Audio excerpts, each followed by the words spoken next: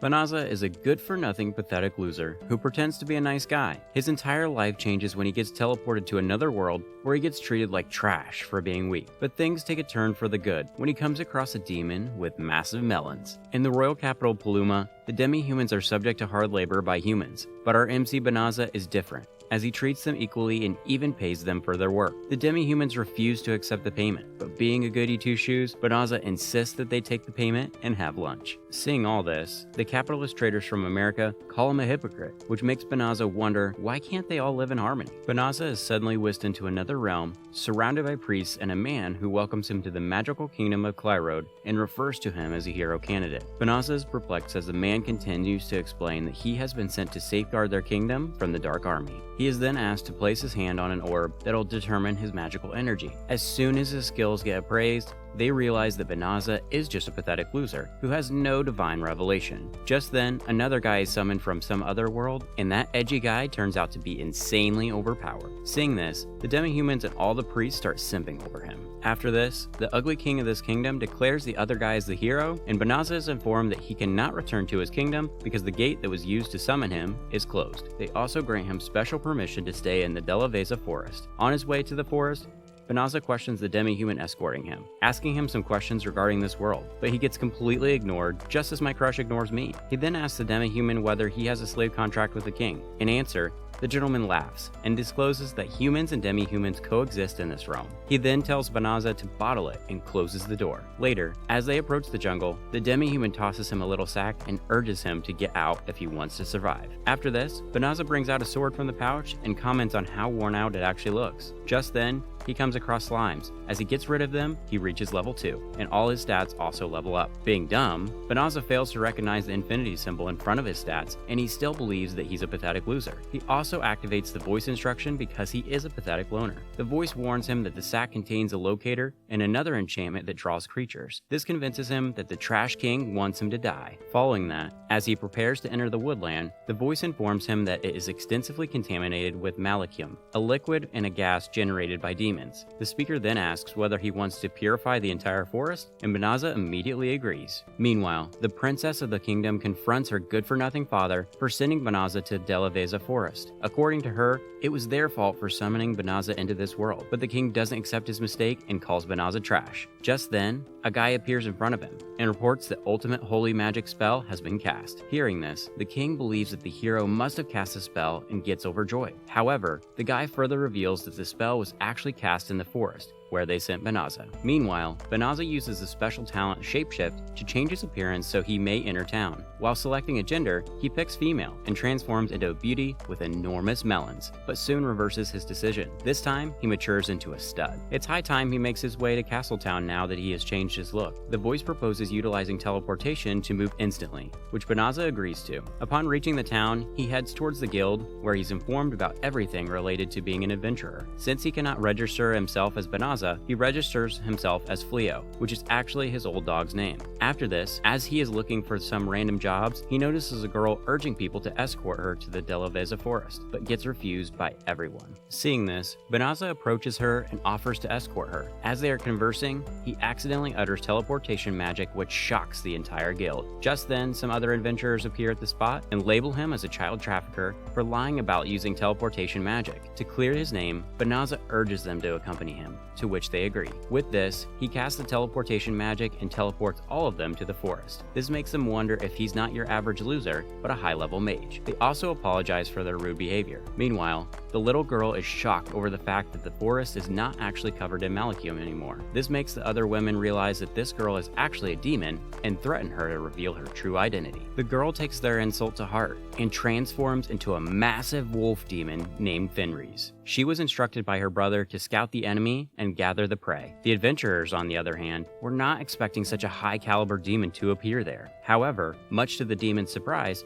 Banaza was not affected by her malachium at all and decides to get rid of him. Banaza has no other choice but to teleport the others back to town, and after doing this, he unleashes all his magic spells to defeat the demon. After teleporting the useless women to the town, Banaza is up against Fenris the demon. With no other alternative, he chooses to employ every magic spell in his arsenal to defeat the demon. He even dodges its blows with the meteoric leap before counterattacking with the whirlwind. The demon manages to escape the attack, but Banaza captures it using gravitation magic. The creature tries to flee using instant teleportation, but Banaza's AI dispels its magic, rendering it helpless. Banaza, on the other hand, is devising strategies to capture the creature. The AI offers using subjugation magic to make the monster his servant, but Banaza quickly rejects the idea, declaring that he does not wish to make anybody his servant. The AI, however, keeps recommending him to use subjugation, but Banaza persists in his decision. In the meantime, the demon's magic runs out and it surrenders, stating that a warrior without magic has no right to live. It further demands Banaza to kill it, but he refuses since fighting was not his intention to begin with. Just then, he dispels his gravitation magic, releasing the demon. This shocks the demon, who questions the reason behind it. Banaza claims that it makes no difference whether he is a human or a demon, and he refuses to battle someone who has already surrendered. Hearing this, the demon changes into a lady with huge melons. Banaza instantly hands her his jacket as she collapses. Following all this, Banaza establishes a camp where he studies his magic spells and recalls people describing teleportation magic as something mighty. This makes him wonder why he has the ability to cast such a powerful spell. Meanwhile, Fenris also awakens from her sleep and notices that her magic has already been replenished. She then approaches Banaza and questions if he casted healing magic on her, to which he replies positively. Fenris explains that it would have been natural if she had been killed and skinned, but Banaza saved her. She then pledges that she would never hurt humans again and acknowledges Banaza as her master.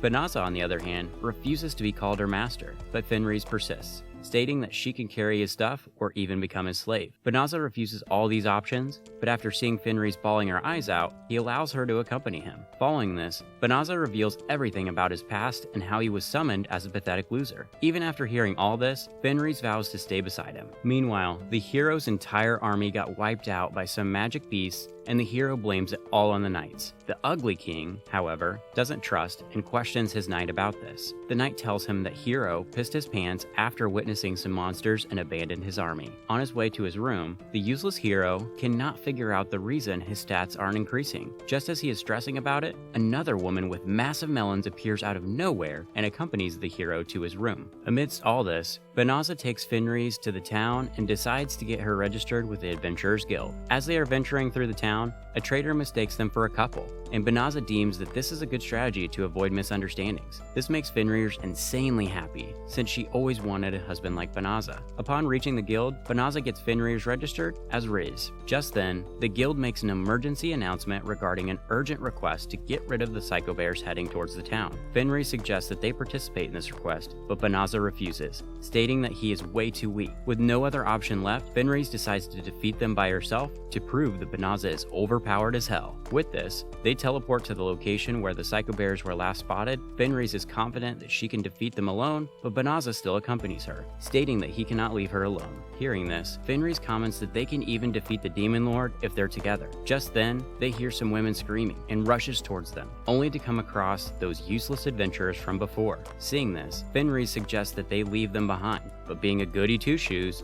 Banaza decides to help them. Just as they take down the bears, the girl recognizes Banaza immediately and questions him about Fenris. Banaza introduces her as his companion, which disappoints her. Suddenly, a Psycho Bear appears out of nowhere and ambushes Fenris, who scares the living out of it, and they decide to tame the bear as their pet. They even name the bear as Saibi. Following all this, Banaza takes the useless women to his house, where they introduce themselves as Bella Rosa, Blossom, Bailiri, and Bellano. Even though all of them are knights serving the king, they urge Banaza to take them in as his students. According to them, the hero's army was wiped out by some Psycho Bears, and the hero blamed everything on the knights. Now, the king wants the knights to be capable enough to take down at least one Psycho Bear by themselves. They also admit that they are weaklings and want Banaza to teach them. Banaza wants to help them, but he is just as useless as them, so it would get difficult for him. He then reintroduces Fenris as his wife, and upon hearing this, Fenris agrees to training the useless women. Now that Banaza has agreed to help them, the women have another request. They want him to let them stay in their house, and for some reason, Fenris agrees to this as well. Meanwhile, the Demon King has been reported about the purification magic cast in the forest. This shocks him, as he demands to locate the human who casts such powerful magic alone.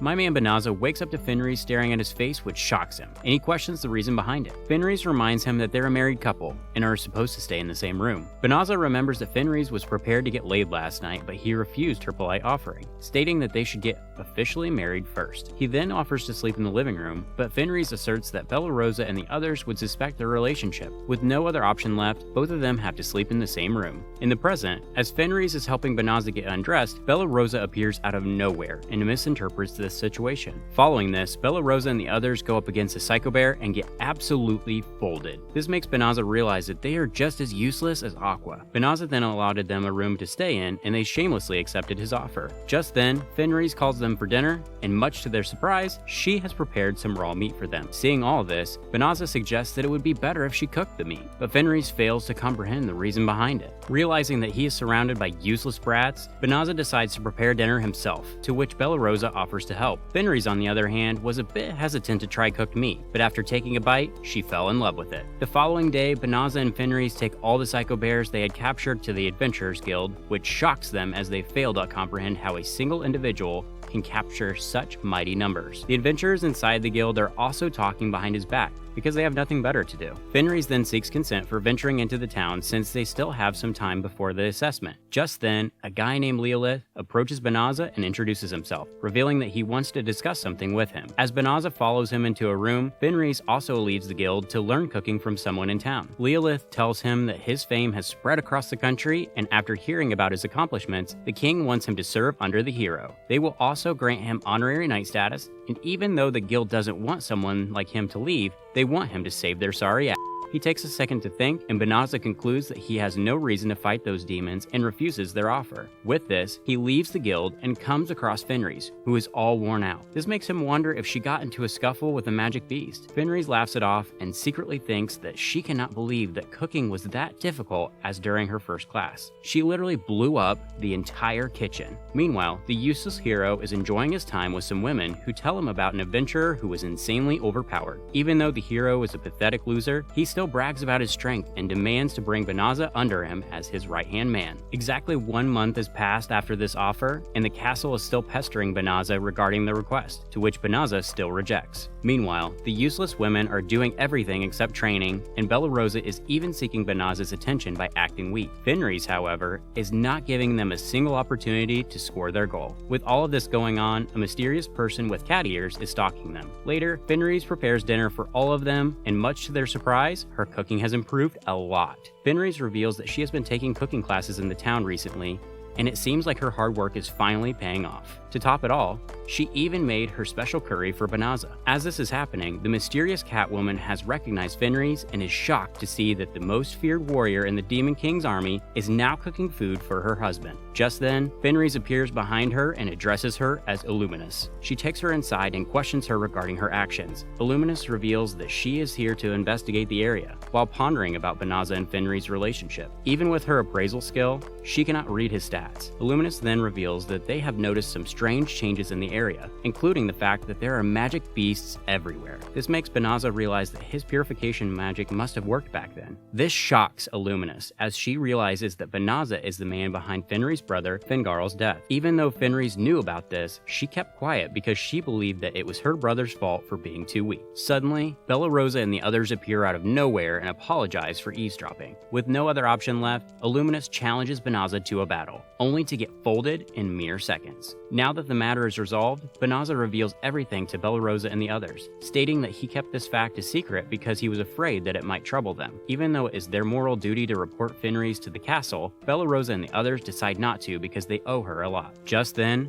Fenris senses massive dragons heading towards them with Luminous leading them. Banazza, however, gets insanely excited after seeing them, which shocks her. Seeing his carefree behavior, Illuminous instructs the dragons to attack him, but Banazza absolutely obliterates them with his holy magic. He also helps the Muscle Mommy to acquire the Dragon Slayer skill and enhance her level. Seeing all this, the Demon Lord decides to confront Banazza himself. Banazza reinforces a barrier that informs them about demons, as Fenris further reassures him that she'll kick anyone who trespasses this barrier. Banazza, on the other hand, is still concerned about the fact that he killed Fenris' brother, but her massive melons divert his attention. Meanwhile, Bella Rosa and the others are still shocked that their useless comrade acquired the title of Dragon Slayer that easily. Hearing all this, Bella Rosa heads into the forest to hunt some magic beasts, which makes them believe that she's such a stoic person. Bella Rosa, however, is crying like a little because she wants the Dragon Slayer title as well. According to her, this title is so damn prestigious that it can turn a commoner into a noble. Just then, a guy approaches her from behind and questions her about Banazza. Bella Rosa questions his relationship with Banazza and Fenris, as the guy tells her that he's related to Fenris. This makes her realize that he's someone from the demon army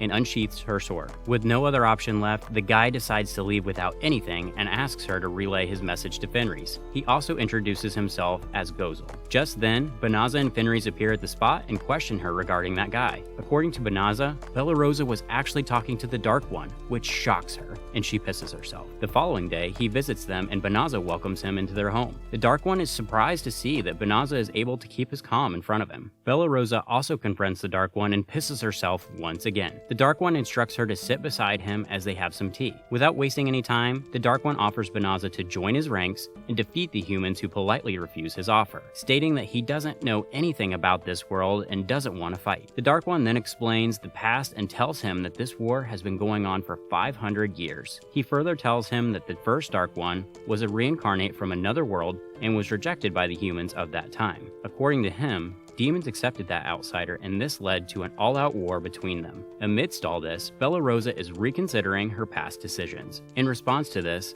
Banazza asks if the Dark One wants to stop the war, as the Dark One affirms that even though he doesn't aspire to rule the world, he still won't stand the humans killing his people. He keeps pestering Banazza, only to get brutally rejected, just like my crush rejected me. Besides Banazza, the Dark One is quite fascinated by Bella Rosa, who was sitting beside him all this time. Well, she ended up falling unconscious, and upon waking up after 2 days, she comes across the Dark One, who was having breakfast with Banazza and Fenris. The Dark One continues to visit them after this, and Bella Rosa refuses to meet him every time. Meanwhile, some knights report to the Ugly King that a demon has been visiting Banazza for quite some time now. This makes them speculate that he must be conspiring with the demons and orders his army to invade him. Just then, the useless hero appears at the spot and demands to lead this army himself and subdue Banazza. With all of this happening, Banazza is planning to sell some stuff in the town to make some money. Fenris suggests that he should have accepted the offer from the king and wonders if he refused because of her. Banazza assures her it wasn't because of her and further asserts that he doesn't want to fight anyone with his overwhelming abilities. Just then, the useless hero appears out of nowhere and offers Banazza 2 choices. He wants him to serve under him